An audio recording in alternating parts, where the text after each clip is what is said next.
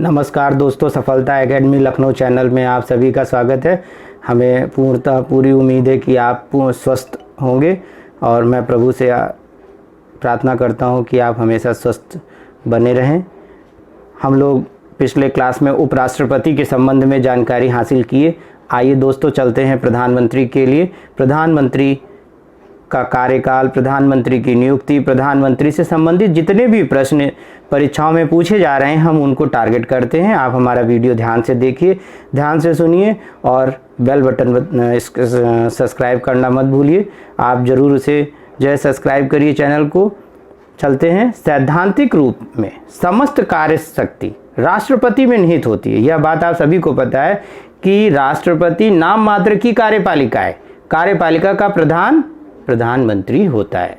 यह बात आपको दिमाग में सेट करनी है कि कार्यपालिका सैद्धांतिक रूप से सभी शक्तियां राष्ट्रपति में निहित हैं, लेकिन जो कार्यपालिका का प्रधान है वो वास्तविक प्रधान कौन है? भारत का प्रधानमंत्री जो है वो वास्तविक प्रधान होता है। संविधान में आर्टिकल 74 में राष्ट्रपति की शक्तियों के प्रयोग करने में सहयोग और परामर्श देने के लिए एक मंत्री परिषद होगी जिसका प्रधान प्रधानमंत्री होता है, यह उल्लेख किया गया है।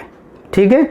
आर्टिकल 74 यह कहता है कि राष्ट्रपति को की जो भी शक्तियां हैं उन शक्तियों का प्रयोग और परामर्श की शक्ति प्रधानमंत्री के पास है, यानी मंत्रिपरिषद के पास है। यह बात आपके आर्टिकल 74 में साफ साफ उल्लेखित की गई है।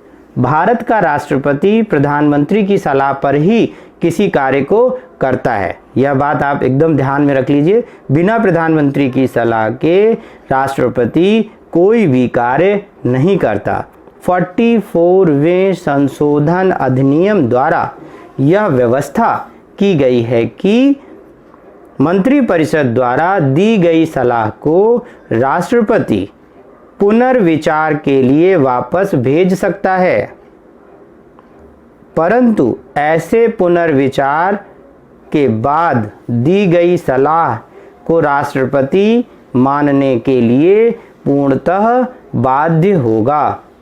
ठीक है, यह बात क्लियर हो गई। आर्टिकल 44 यह कहता है कि संविधान संशोधन में यह व्यवस्था की गई है कि किसी भी विषय को मंत्रिपरिषद द्वारा राष्ट्रपति को सलाह के लिए भेजा जा सकता है, और राष्ट्रपति को अगर किसी भी विषय को सलाह के लिए भेजा गया है तो अगर उसे पुनर्विचार के बाद जो भी सलाह दी जाएगी उस राष्ट्रपति उसे मानने के लिए पूर्णतः बाध्य होगा।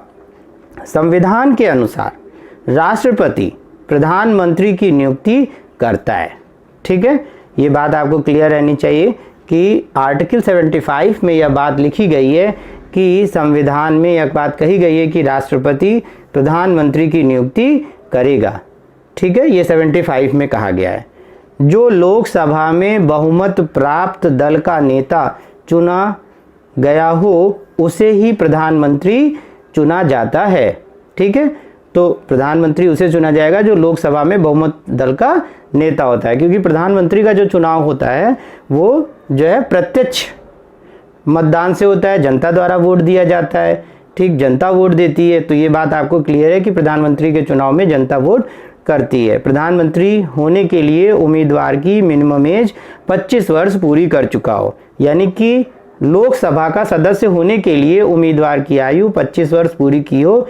तो जो लोकसभा के लिए जो कंडीशन अप्लाई होती है वही कंडीशन जो है प्रधानमंत्री के लिए भी लागू होगी। ठीक है, क्लियर हो गई बात।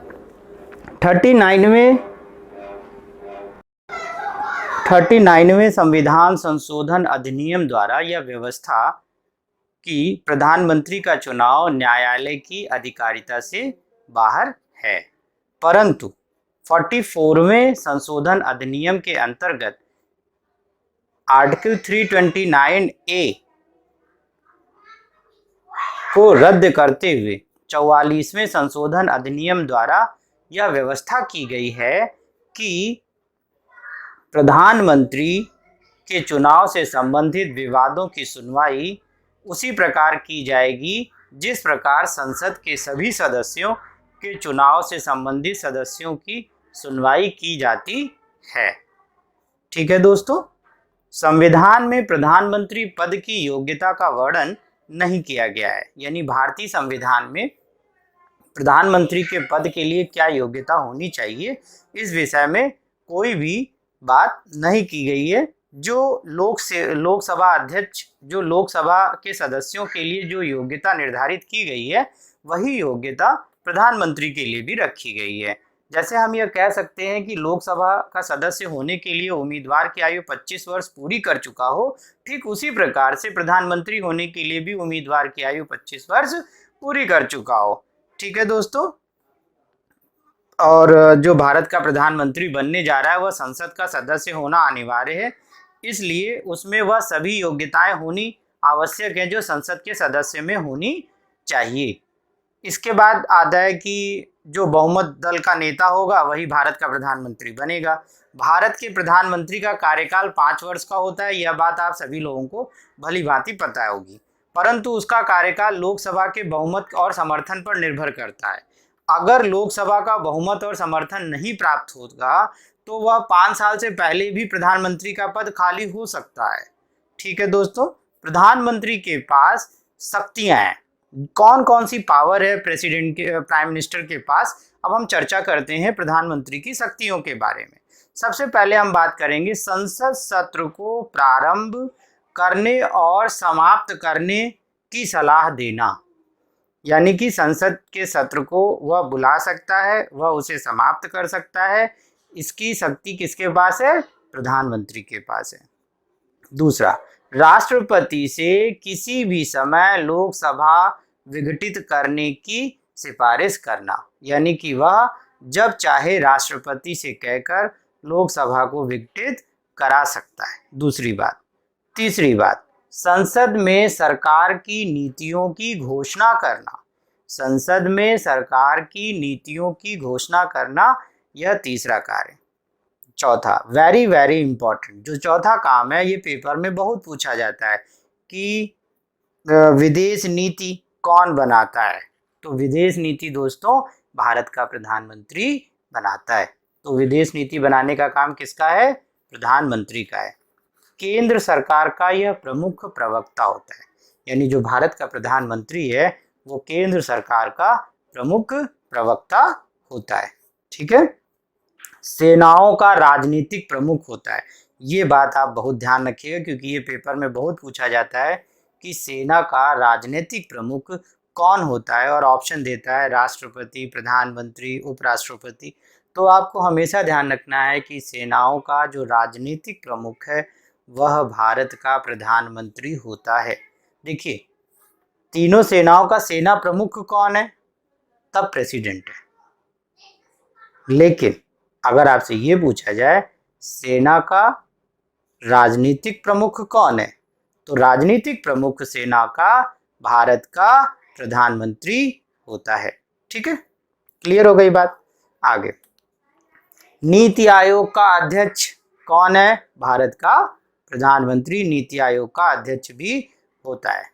राष्ट्रीय विकास परिषद, राष्ट्रीय एकता परिषद, राष्ट्रीय जल संसाधन परिषद, अंतर्राज्यीय परिषद, भारतीय वन्यजीव बोर्ड का अध्यक्ष भारत का प्रधानमंत्री होता है।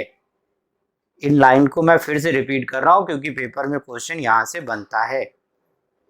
राष्ट्रीय विकास परिषद, राष्ट्रीय एकता परिषद, राष्ट्रीय जल संसाधन परिषद, अंतर्राज्यीय परिषद, भारतीय वन्य जीवन बोर्ड का अध्यक्ष भारत का प्रधानमंत्री होता है। ठीक है, क्लियर हो गई बात।